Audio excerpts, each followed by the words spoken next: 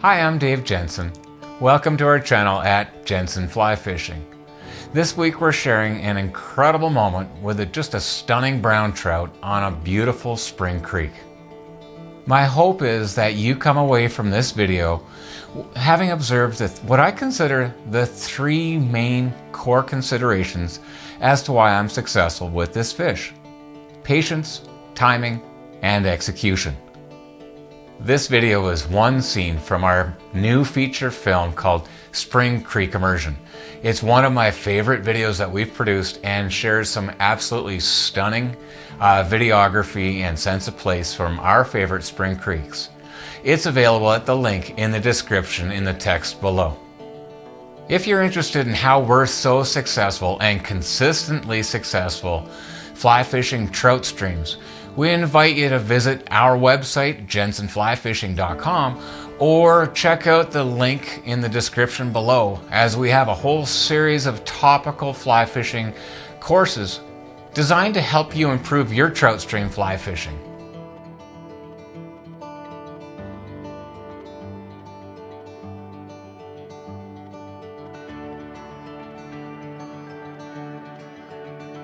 So in walking downstream on this raised cow track, just exactly what we were talking about is a gorgeous fish on that edge of the weed bed right on the marl. Oh, it rose. Ooh, that's sexy, super sexy. Okay, that's different. That's everything we were hoping for. But now where'd he go? Oh, he's still there. He's gone home. Back out over tomorrow. He just seems to want to move to his left. Yeah. To our bank. Oh, he rose again. Is he on caddis or spent mayfly spinners? While Amelia's doing this, I just perpetually keep looking.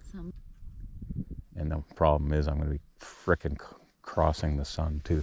The sun's there, so my cast is going to come across the fish up because it's right there. So I'm going to end up down here in the mud skipper zone.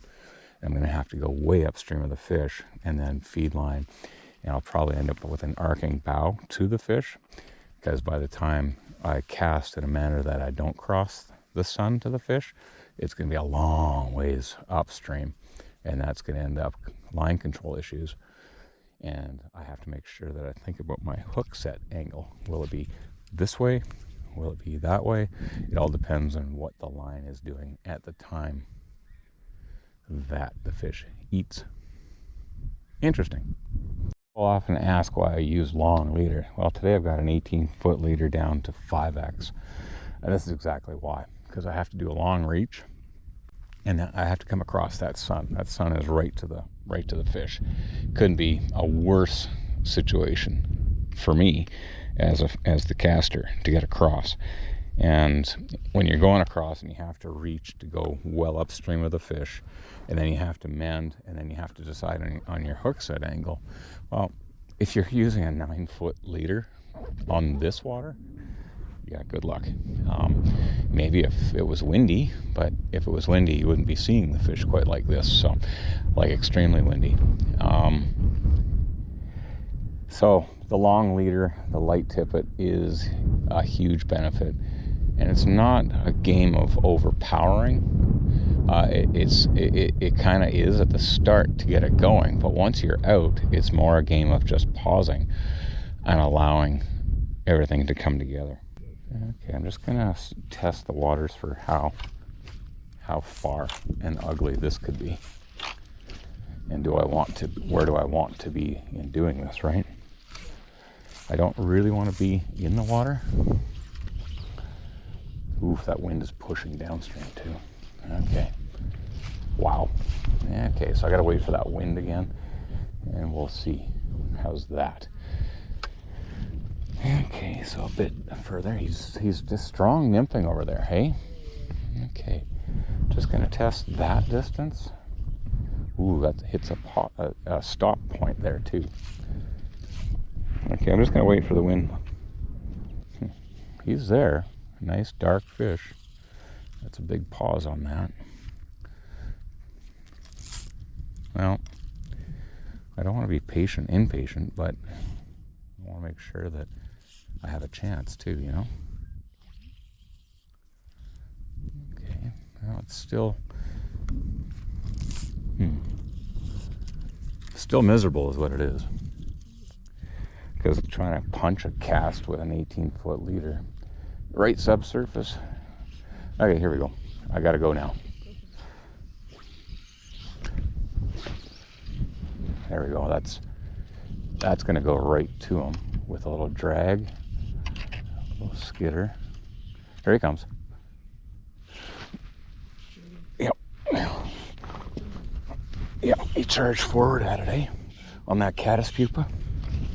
Absolutely charged forward on it.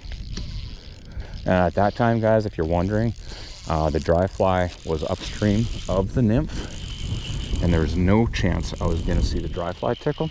So that was all about the mouth. That was all about the mouth. Come on, fish. Come on, big boy. Whew, okay, so I actually have some firm ground below my feet. Come on. Let's go this way.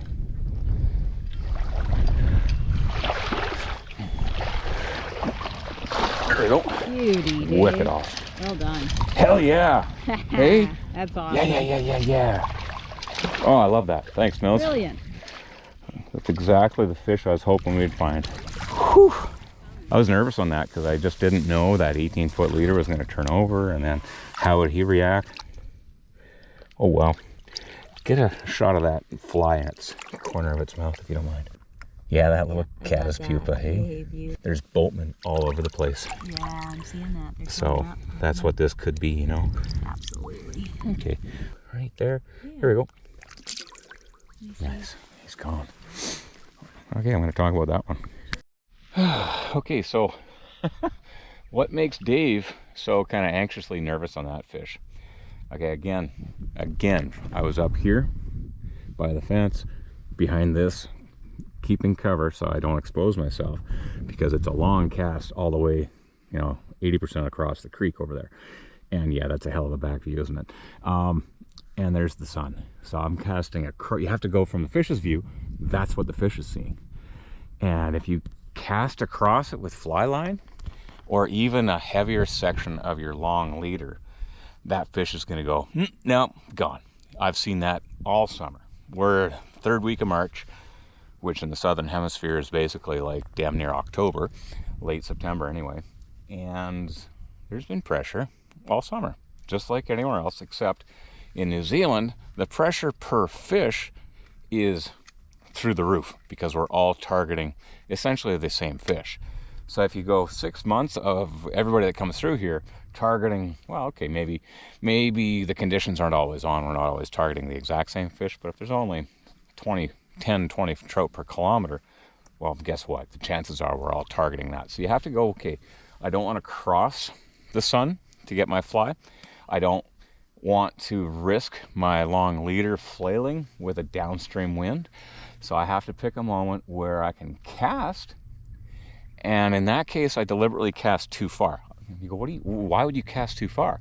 Well, you cast too far way upstream of the fish so you can pull the dry fly back towards you in time that it sets the drift. And then you can just drift that thing right into the fish.